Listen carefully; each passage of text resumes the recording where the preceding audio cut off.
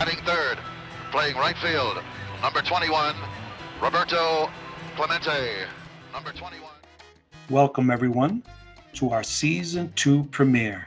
I'm Danny Torres, host of the Talkin 21 podcast, part of the Our Esquina podcast network. But now, on the eve of the 2021 championship season, we dust off our headsets and microphones to bring you Season 2 of the Talkin 21 podcast. For many baseball enthusiasts, there will always be an everlasting bond with the voices in the booth. Hace el wind-up, ahí va el lanzamiento, la tira y ahí va una línea tremenda, entre Messi y César, la bola pica, va a dar contra la pared, el hit número 3. From the early days of radio to the emergence of TV broadcasts on primetime networks to now the streaming of mobile devices. Left center field, Grissom on the run. The team of the 90s has its world championship. There will always be that affinity for that singular sports broadcaster who fans look forward to seeing and hearing on their handheld devices and flat screen TVs. And I'm sure our leadoff hitter for Season 2 is a voice many fans look forward to hearing. A pop in the shallow left. The New York Yankees, world champions, team of the decade, most successful franchise of the century. Throughout his 40-plus year career, Bob Costas has enjoyed a stellar journey in the broadcast booth. As the old adage goes, he has seen it all. Costas is a 28-time Emmy Award winner and a 2018 Ford C. Frick Award recipient. But for me, baseball has always come first. And so, this day and this honor will always come first too. Thank you all very much. Bob Costas is truly one for the ages. The beauty of every broadcaster is knowing what to say at any given moment. During Game 6 of the 2000 ALCS playoffs, the New York Yankees were about to advance to another World Series.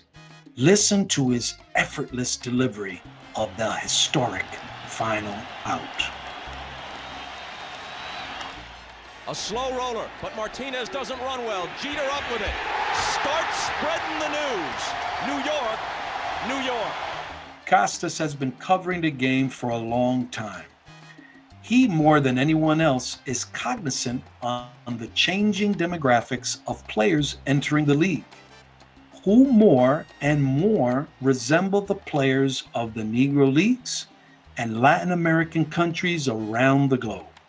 He was the perfect choice to discuss baseball today, and of course, his thoughts on the great Roberto Clemente. But first, I wanted to make sure I wasn't getting fooled the same way some of my esteemed colleagues in the media were when last year a familiar sports personality was trending on social media. Is that there's somebody on Twitter, and it could be Bob, @real_Bob Costas. Then you read the Twitter bio and doesn't sound like Bob. Please, Bob, could you kindly assure my listeners this is the real Bob Costas and not that fake individual on Twitter? Yeah, you would never find Bob Costas on Twitter in the past, present, or future. Although someone purporting to be Bob Costas apparently got out there and enough people were gullible enough that, 20, 30,000 people in the space of a few hours decided they were going to follow this joker.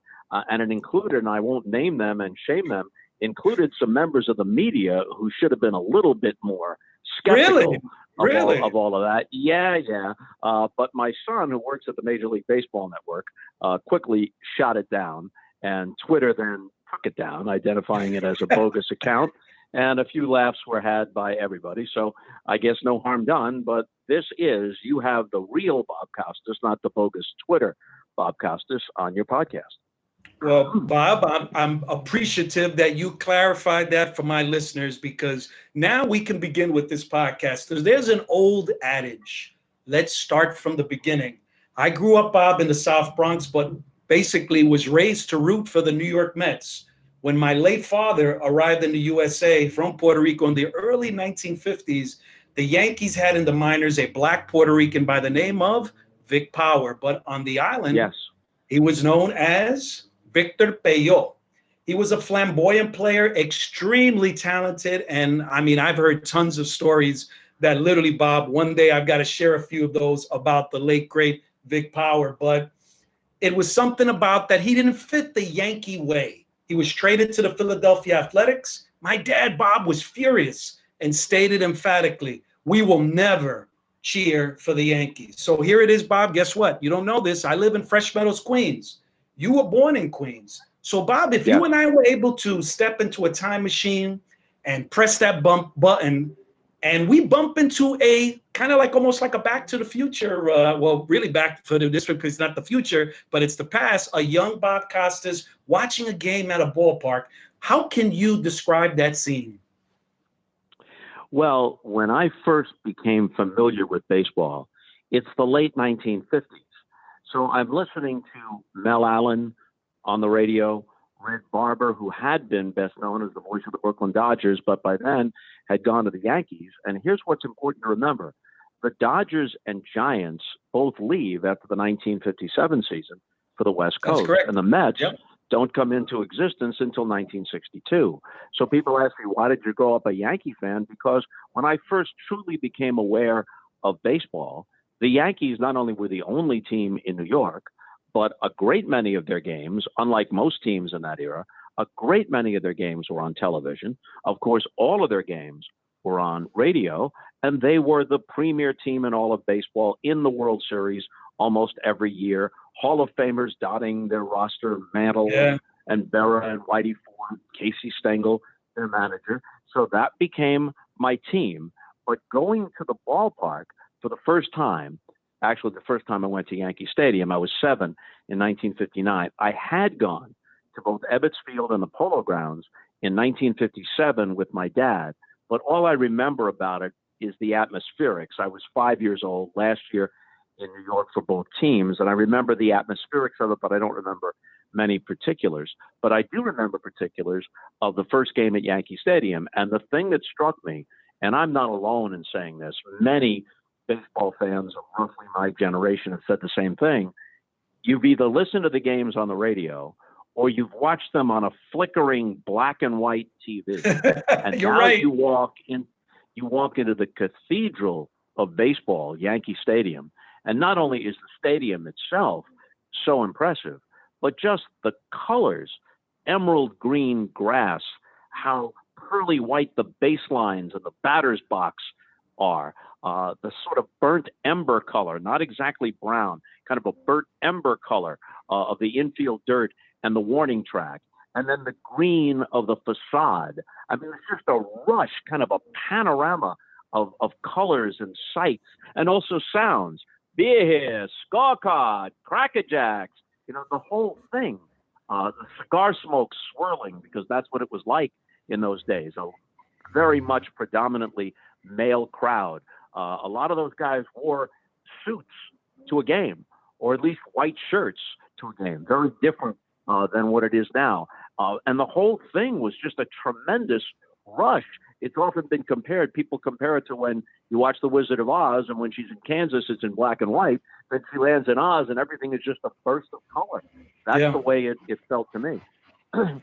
Bob, one thing you did not mention, but I'd love to hear. And Bob, I got to tell you, I've been writing now for about 17 years. And I have to say, Bob, and I kick myself to this day, I never had the opportunity to walk into Monument Park in the old stadium. Mm-hmm. So, well, to this. So not only. Yeah.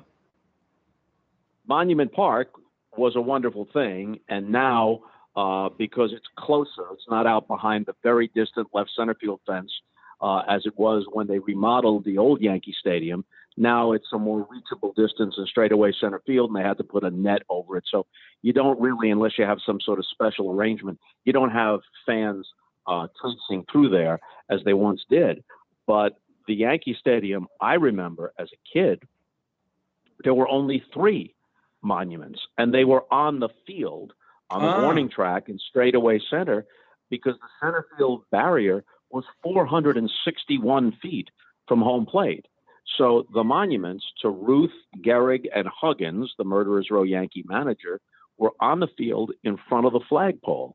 Interesting. And virtually, it was almost never would a ball be hit out in that direction. Very, very occasionally, an inside the park home run or a triple would go over the center fielder's head and roll out in that direction.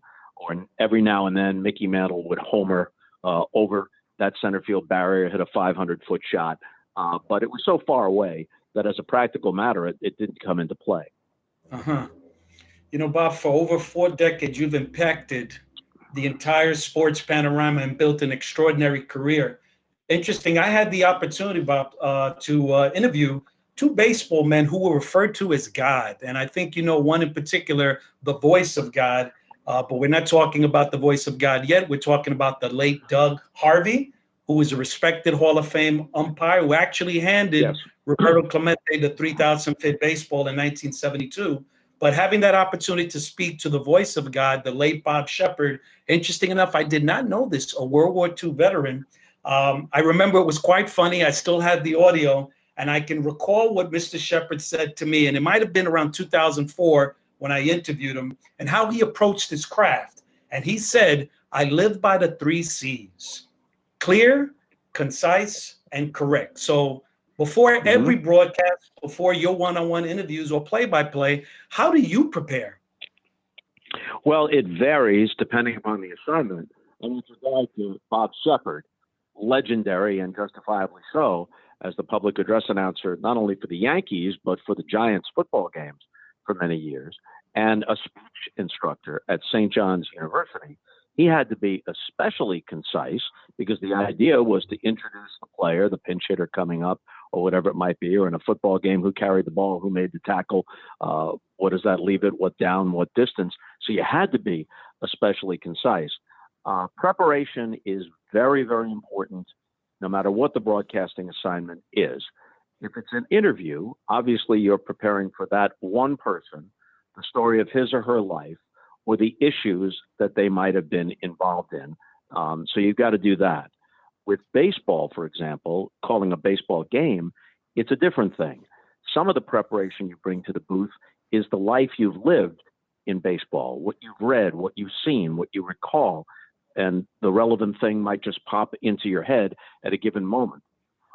Then there's the specific preparation that you do for that game, not just each player's stats, but research.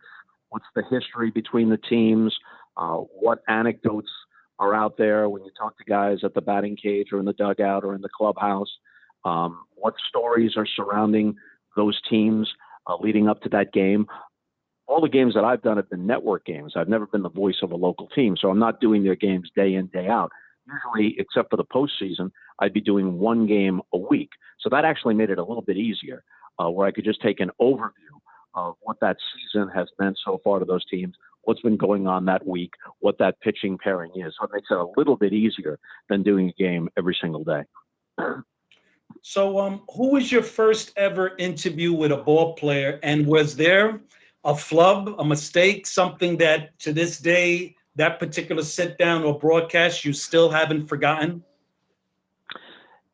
I'm sure I've had some stumbles over the years, but not right at the beginning. I can't recall anything at the beginning that was terribly messed up. When I was a student at Syracuse University, I used to go to MacArthur Stadium, where the AAA Syracuse Chiefs played. And at that time, they were a Yankee affiliate. So the Yankees played, this was something that teams used to do then. They don't do it much anymore. They'd play one game to boost the attendance in the minor league park, one game against their AAA affiliate.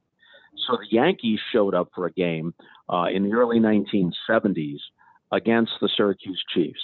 And I remember, pardon me, interviewing Bobby Mercer, who was a big Yankee star then and a favorite of mine. And maybe it was lucky for me that I interviewed Bobby because he was such a nice guy and not intimidating, smile on his face. He made me feel comfortable. And I'll tell you, there's someone else, and I actually have an autographed baseball directly behind me, Bob, and that we're going to talk about him, the great Bobby Richardson. You know, that's, I have to almost like literally put Bobby and both Bobbies on that same level of a personality. You know, you interviewed the late Tom Seaver, who actually spoke often about pitching being an art form. And without question, what you have done alongside your respective colleagues in the business truly is an art form as well. Throughout these years, is there one particular memorable conversation you had with one of those legends in the booth that you will never forget? Now, you're talking about a fellow broadcaster? Or... Yes, that is correct. Yes, a fellow broadcaster. Yep. Boy, you know, I've been lucky in that respect, too. I remember on the late night program I used to do on NBC that came on after David Letterman in the late 80s and early 90s, Jim McKay at that point had retired from doing the Olympics. And we did a couple of programs with Jim and his reflections, not only on the big moments he had covered, but about his philosophy of covering sports. That was very memorable. Vin Scully as well. You know, you can never miss with Vin. Harry Carey, tremendously bombastic personality, very funny, knew how to work a crowd. So whenever you interviewed Harry, you wanted to make sure there was a crowd there. You didn't want to do it in a studio. He liked to relate to the people and relate to the fans. And I'm going to leave somebody out here. Oh, you know, I went to Red Barber's house. I went to Red Barber's house in Tallahassee, Florida in the early 1990s. Only a few years before he died. Red probably would be credited with inventing the way modern baseball is called. Early baseball announcers in the late 20s, early 30s, they sounded like public address announcers. Red comes along first with the Cincinnati Reds, then with the Brooklyn Dodgers, and puts a narrative to the game, puts kind of a melody to the game. And of course, his protege was Vin Scully, and Vin took it to an even different level. Red was let go by the Yankees following the 1966 season because the Yankees had sunk to 10th place. The once great Yankee dynasty, the bottom fell out, and they finished last in a 10-team league. And he said some mildly critical things, just recognizing the reality. And the Yankee brass didn't like it. And so he called his last big league game when he was still in his mid-50s and retired to Tallahassee, Florida. So I went down to Tallahassee and spent a day with him. We had lunch and we had long conversations. And then we taped something for a radio show that I used to do back then called Costas Coast to Coast. And because Red was so seldom heard at length like that, that became something that people, at least of that era, appreciated. Wow. Well, to be let go so early in your career. 2020 will forever be remembered, not only because of this horrific pandemic, but within the baseball fraternity, we lost a number of baseball Hall of Famers. And in 2021, we lost Tommy Lasorda, who actually was Clemente's teammate in Montreal, Canada. But in 2020, it was also the 25th anniversary of the passing of your friend and childhood idol, Mickey Mantle. What memories, Bob, literally, if you were to close your eyes right now, that come to mind about the great Mick? Well, as a player, the single moment I remember best, Game 3 of the 1964 World Series, the Yankees and the Cardinals, series tied 1-1, game tied 1-1. Mantle comes up to lead off in the bottom of the ninth inning against Cardinal reliever Barney Schultz, who throws exactly one pitch, which Mantle launches into the upper deck at Yankee Stadium for his 16th World Series home run, breaking the record at that point, which he had shared with Babe Ruth. You know, nowadays people talk about postseason home runs, and that's fine, but you've got a wild card game, you've got a division series, you've got an LCS and a World Series. Then every postseason home run was a World Series home run, and it meant something different. So in that respect, Mantle still holds the record with 18 World Series home runs. That was the first World Series game I ever attended. It was a Saturday afternoon at Yankee Stadium, and guess what a box seat cost for a World Series game at Yankee Stadium in 1964. I still have the ticket. $10? Close. 12. Really? 12 Oh, okay. Okay.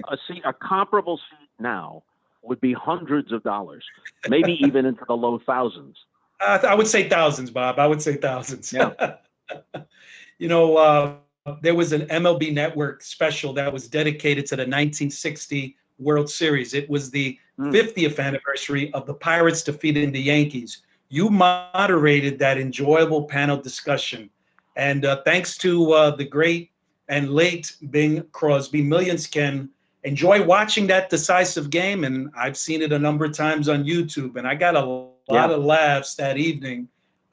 It was funny. Bob, you were on point.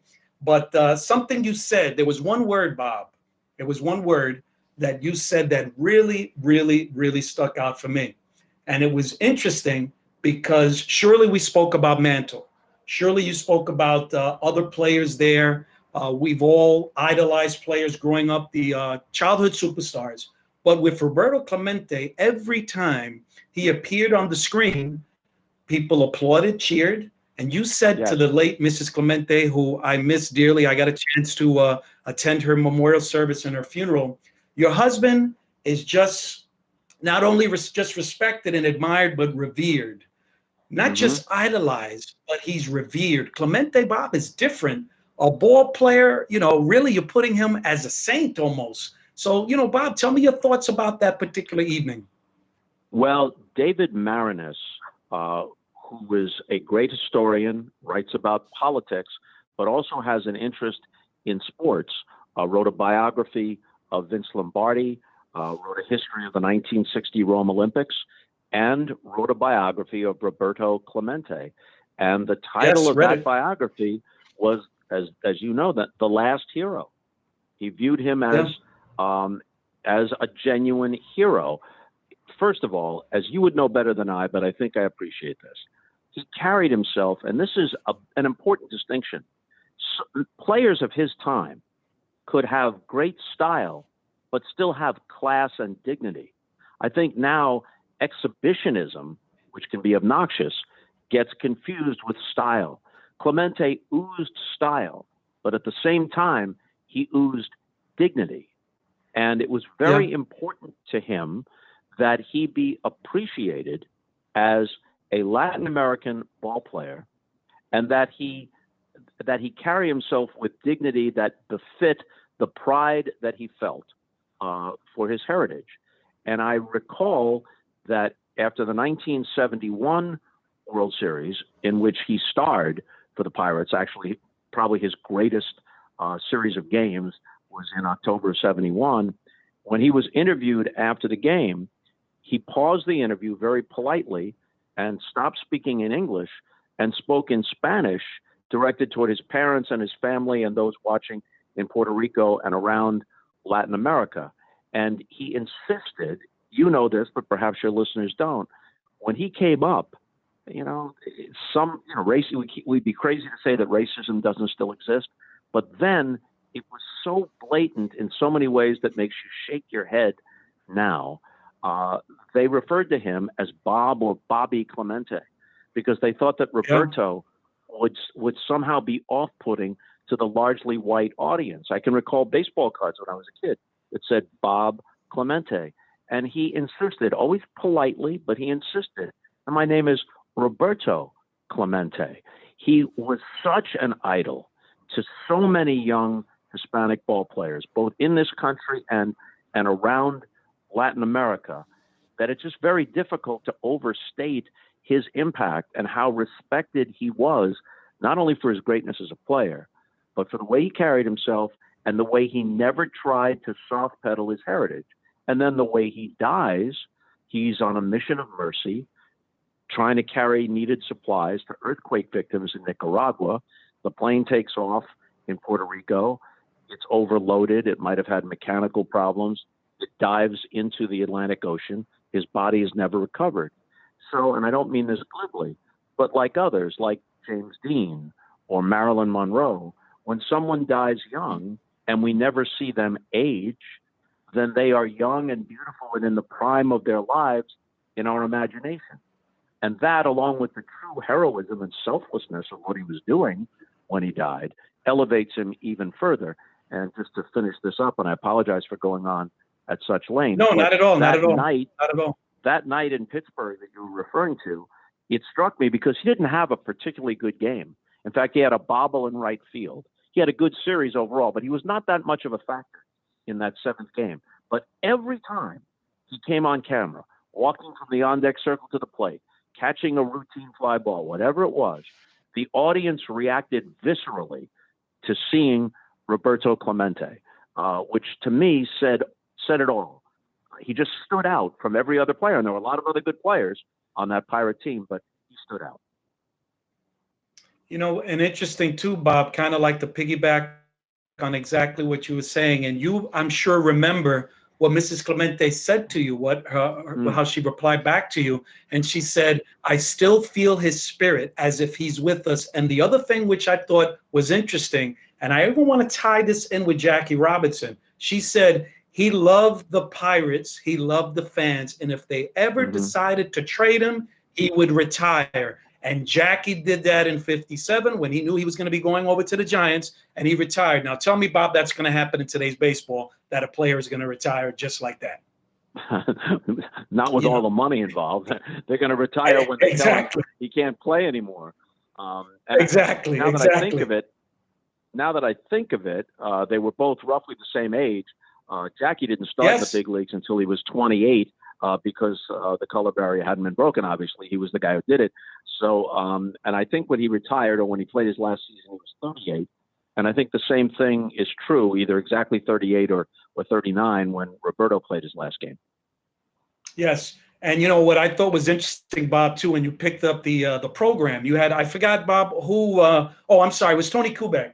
And you were mentioning about the, I believe the once again, the cost of a ticket. But this is amazing for our listeners to hear this, that in Game 7 of the 1960 World Series, guess what? No one struck out.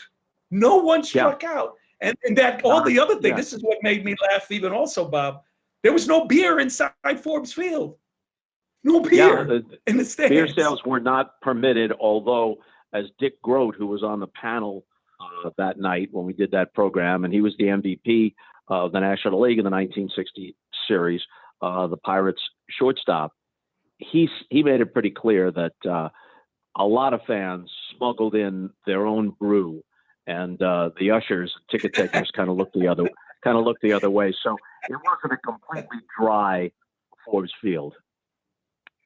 Well, listen, that was great that Dick added that on to the conversation. You know, also during that telecast, I'm going to tell you, I was really, really taken aback because I really don't know him. But when I got a chance to hear Pittsburgh native and actor Michael Keaton, basically when you mentioned him that he was in the audience, how tough it must have been for a black Puerto Rican who was often referred to, as you mentioned, as Bob Clemente.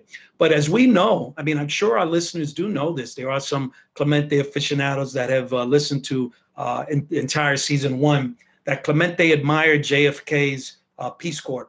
He did meet Martin Luther King, Roberto, that is, in 1962 in Puerto Rico. Roberto had a farm. He actually had a restaurant, and both Roberto and Martin Luther King. Now imagine that sit down in 1962. But in 1968, Clemente stated that the Pirates would not play the Astros out of respect to Dr. King, who was assassinated a few days prior. So here it is, a black Puerto Rican standing up for a black man who was violently murdered.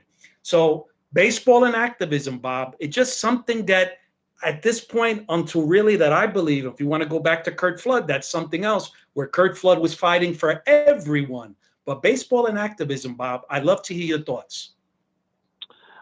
Well, baseball has not been as prominent in that respect as other sports have, but there have been individuals, there have been moments, and of course Jackie Robinson by his mere presence, and then Jackie was a very well-informed and active citizen beyond that. He always kept up pressure on the larger society to live up to its promises and its ideals. So you have Jackie, you have Curt Flood, as you mentioned, you have Roberto Clemente in a different way, and there are others.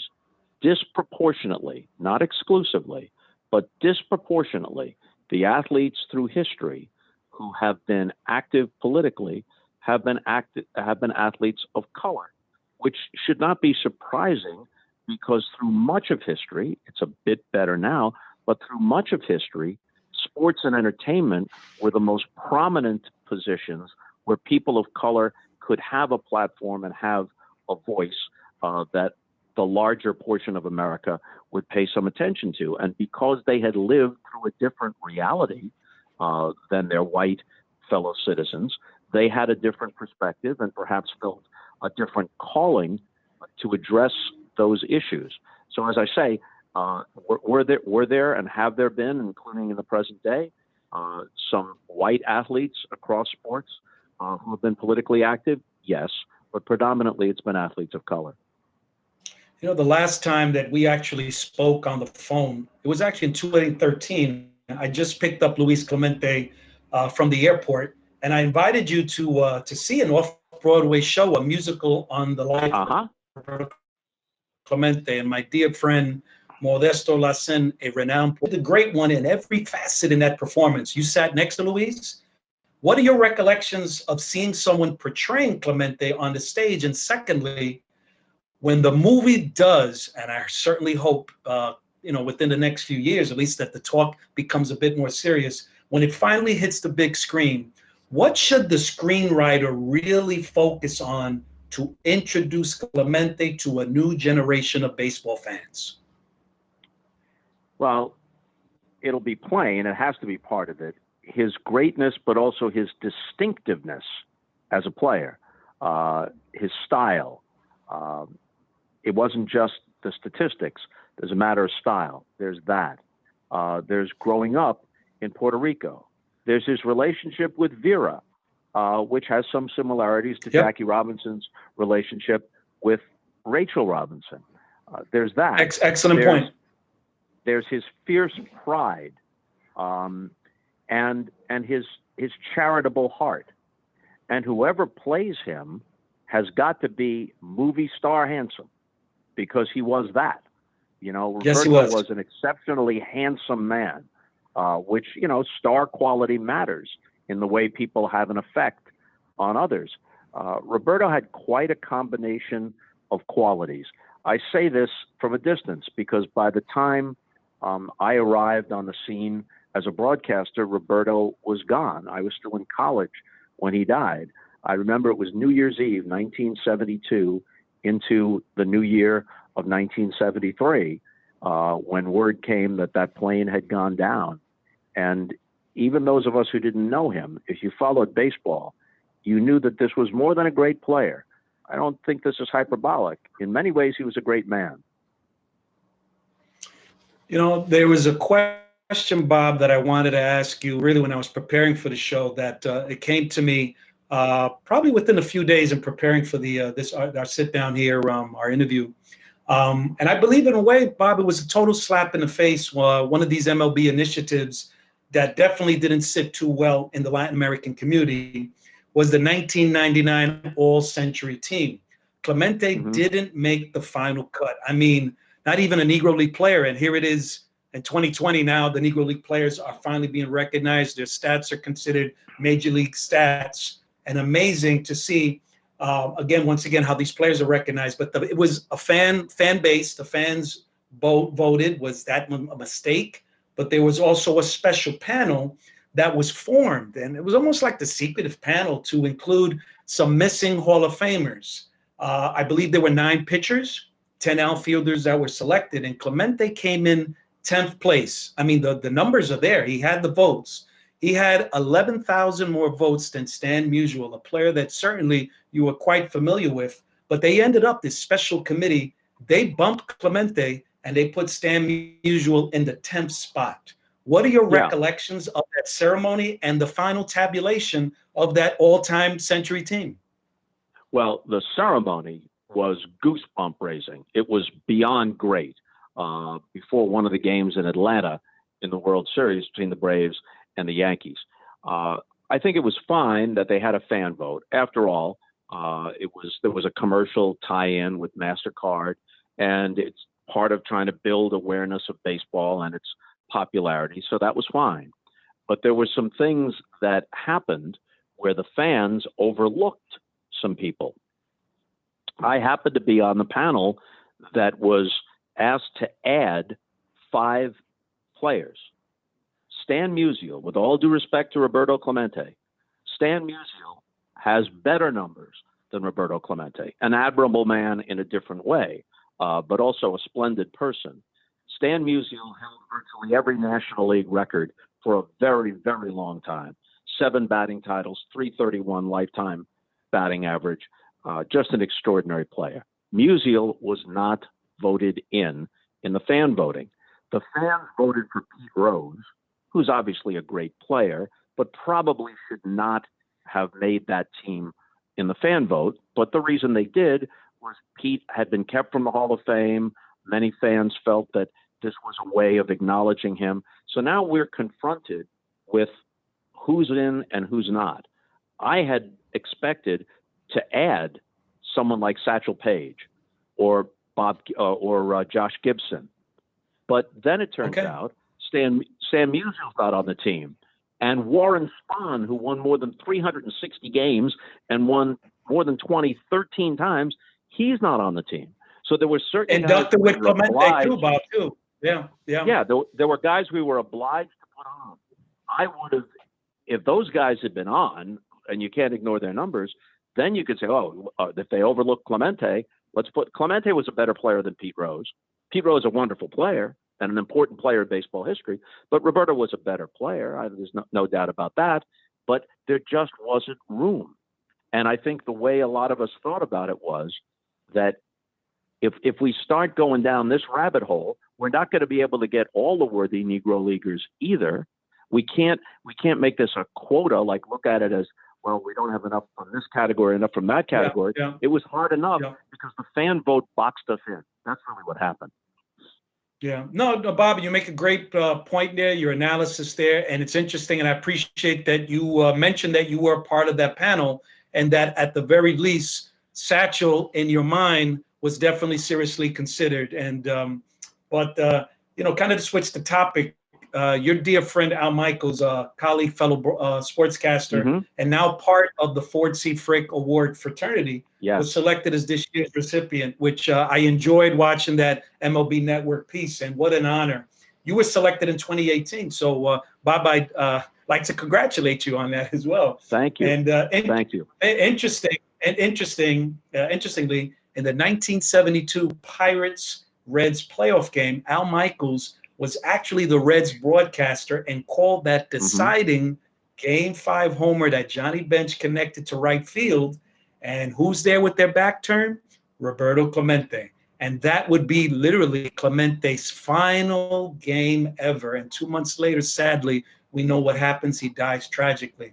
Now, here it is, Bob, that you had an opportunity to see Clemente play, I'm sure, at the Polo Grounds, maybe briefly, but you mentioned that earlier that quite possibly maybe that wasn't the case, but maybe at Shea Stadium. But I'd like to ask you, what are your recollections of that entire, so let's now step Clemente to the side, the entire Pirates team, considering they are the same organization that 50 years ago basically fielded an entire lineup of Black and Afro-Latino players?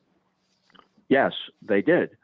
And when you think about the 1979 Pirates, the We Are Family Pirates, that had a distinct African-American and Hispanic flavor to it. Willie Stargell by then was kind of the godfather of that team. Willie's career overlapped Roberto's as well, and Willie always spoke with great appreciation of Roberto Clemente. The Pirates have that as part of their history. And I can recall this. I was in St. Louis then. I came to St. Louis right out of college. Before winding up at NBC, I did a lot of radio work in St. Louis. In the late 70s and early 80s, you saw a lot of young black kids with pirate caps on, not just in Pittsburgh, but around the country. I'd see them in St. Louis.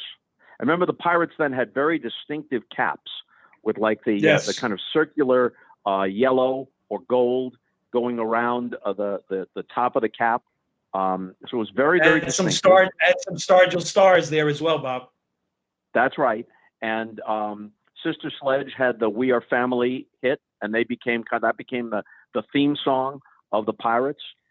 And they're a bit like Georgetown basketball in the 1980s, with John Thompson as their coach and an almost entirely black roster.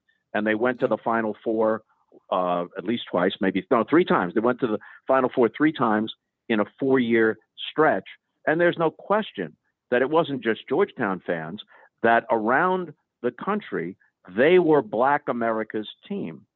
And I think that even in cities where there was a major league franchise, the Pirates of that era, there was something about them, not just the makeup of their team, but kind of the spirit of the team that made them appealing, not just to Pirate fans. And I saw that. I saw kids, walking around, black kids, Hispanic kids, wearing Pirates hats. And I wasn't in Pittsburgh, so it must have meant something. They could identify with them, surely. Humor, we all like a good laugh. And surely I've seen enough of your style of interviewing where there's definitely prepare yourself, whether it's coming from Bob Costas or from one of your guests. I mean, that Ichiro favorite American expression is it's absolutely hilarious. And I'm going to ask you a question, and I'm certainly hoping that you are going to mention my GOAT. Now, this is a Puerto Rican that would go see this comedian with his brothers, and I'd look to the left and I'd look to the right, and I'd say, "Hey, Jose, hey, Manny, what's different here?" They're like, "We're the only Puerto Ricans here." And I'd like to know, who is the funniest non-sports personality you ever interviewed? And the gentleman I'm referring to, the late Don Rickles. Don Rickles is the GOAT. That's my guy. Oh, Rickles was fantastic. I interviewed Rickles. I interviewed Rodney Dangerfield. I've interviewed Chris Rock and Jerry Seinfeld and Jon Stewart. Countless funny people through the years. I've been very lucky in that respect. And a very large number of them are big sports fans. Yes. Chris Rock's a huge Mets fan. Yes. Jerry Seinfeld. Jerry Seinfeld. Yep. Anything, and this is just for me, Bob, what can you share with me about the late Don Rickles? Because, for me, I actually was looking forward to ask you this question because you're the first person I'm interviewing that knew Don Rickles. So is there anything you could share behind the scenes before you got to sit down on the couch there with them to do the one-on-one interview? Well, I actually came to know him beyond that one-on-one interview, although the interview was very memorable and it's knocking around on YouTube because people mention it to me from time to time. The thing about Don was there was nothing prepared. He didn't have a routine. He had an act and a persona that he created, but whatever occurred to him is what he said. It wasn't like he came with prepared lines or he's got his material and his stand-up. He wasn't specifically a stand-up. He just reacted he wasn't to situations. No. And when he got on you, that meant that he liked you. That was the thing with him. So the facial expressions crack me up all the time. Well, by the way, no, it isn't 100%. It isn't 100% true because, for example, Steve Martin is a handsome guy. And that didn't deter him from being funny, but in a different way. There are lots of comedians who are handsome or attractive in the case of funny women. But sometimes somebody who looks funny, think of Bob Uecker and his deadpan humor as a baseball announcer or in the major league movies. The look on his face is just funny. Rodney Dangerfield, his persona, is the way he looks is part of it. Rickles, his appearance is part of it. to answer your question, this is the last time I saw Don Rickles. I was lucky enough to be out with him socially on a number of occasions. I got a Christmas card from him every year. Wow. And Wow. I'm in a restaurant in Beverly Hills. It's a few months before Don passes away. And I'm walking through the restaurant toward the hallway where the restrooms are. And Don has no idea that I'm there, nor should he care. And he's in a booth with his back to the rest of the room. So he doesn't see me coming. He's with his wife and another couple. But I don't have to see his face, just the form of his body. It's clear that it's him. And so I walk up behind him and I gently touch his shoulder. And I say to Barbara, his wife, don't mean to interrupt, just want to say hello. At this point, he's 88, 89 years old. He looks up, and in a split second, no time to prepare, no time to think about it. He looks up and he goes, I say this as a friend. People are getting tired of you. And then he just turns away.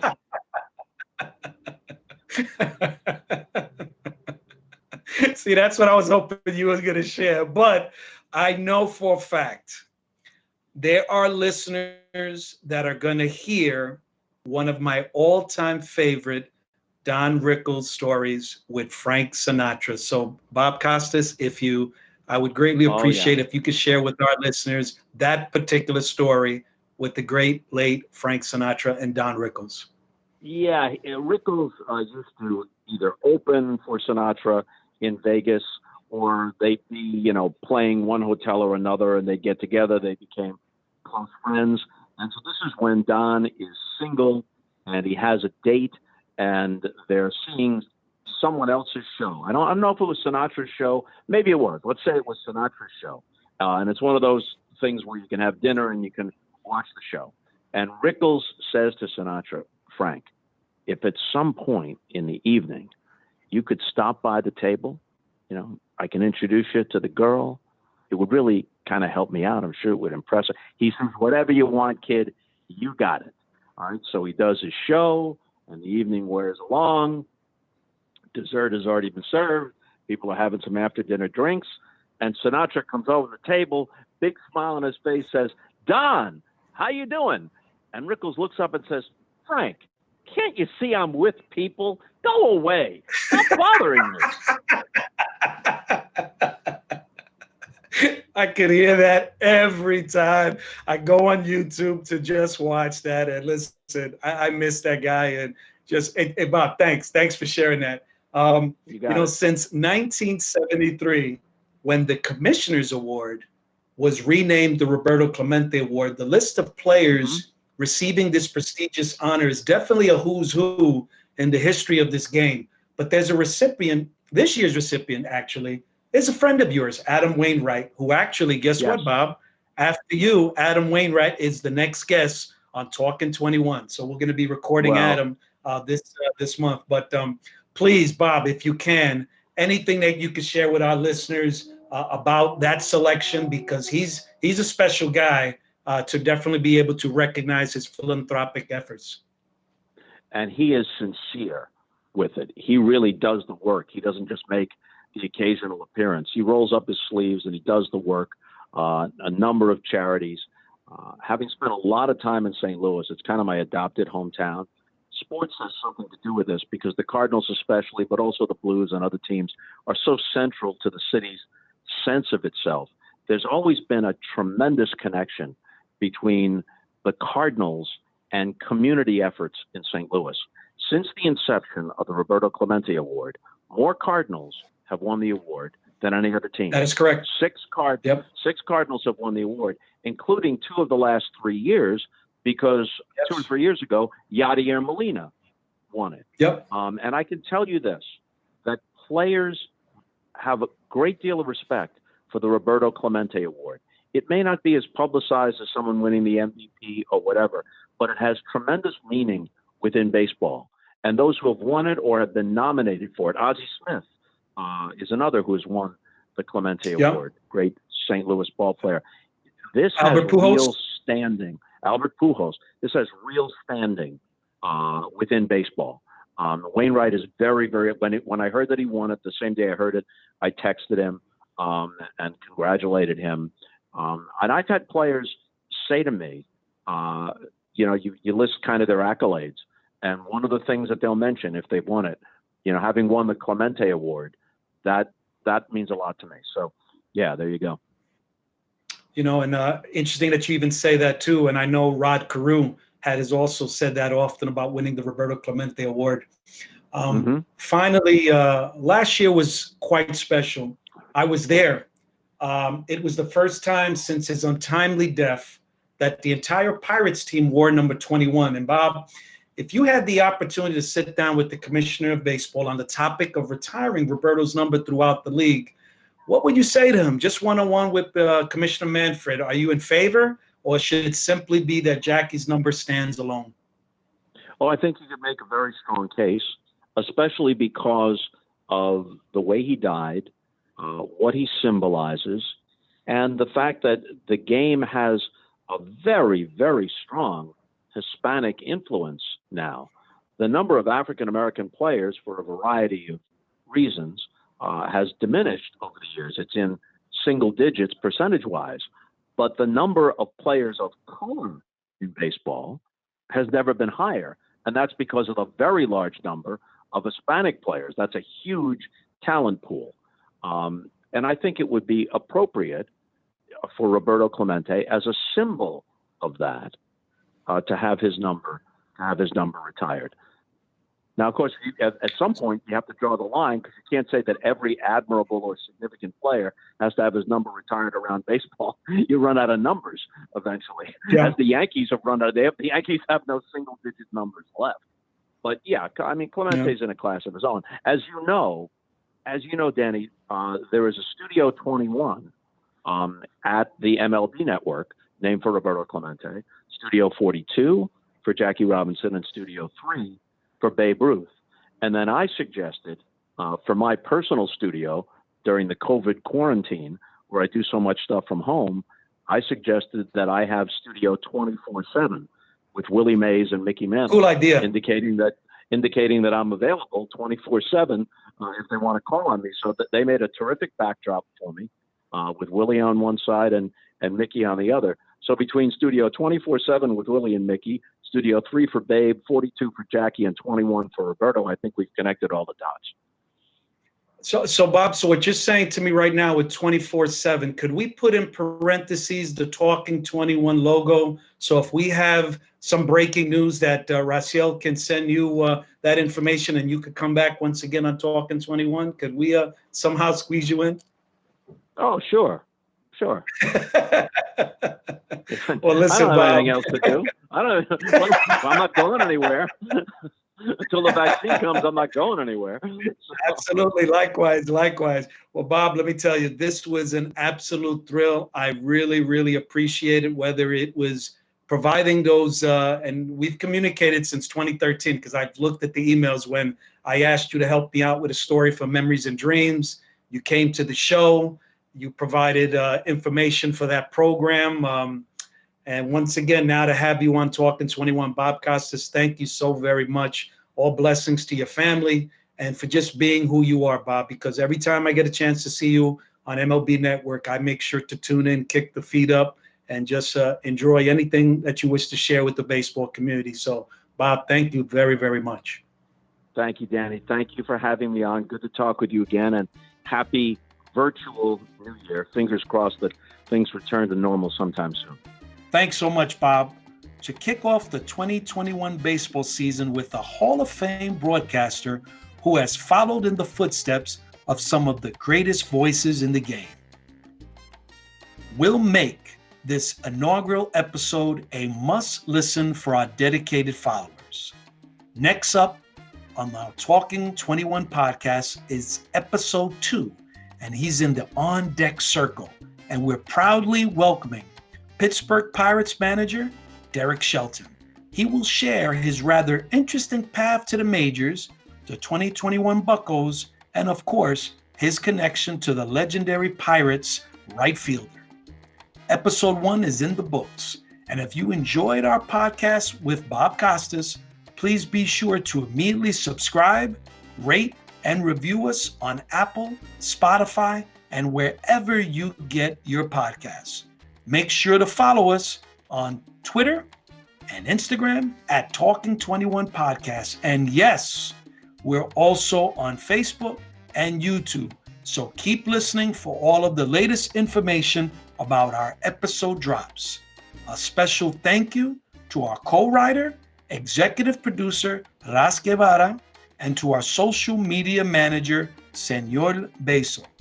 And mil gracias. Thank you to Tito Rodriguez Jr., who provided our musical arrangement for the Talking 21 Season 2. And lastly, we tip our cap to our graphic designer extraordinaire, Todd Radham, who designed our podcast logo. Tune in next time for our continued conversation about the great one. This is your host, Danny Torres, and be sure to follow me on Twitter at DannyT21.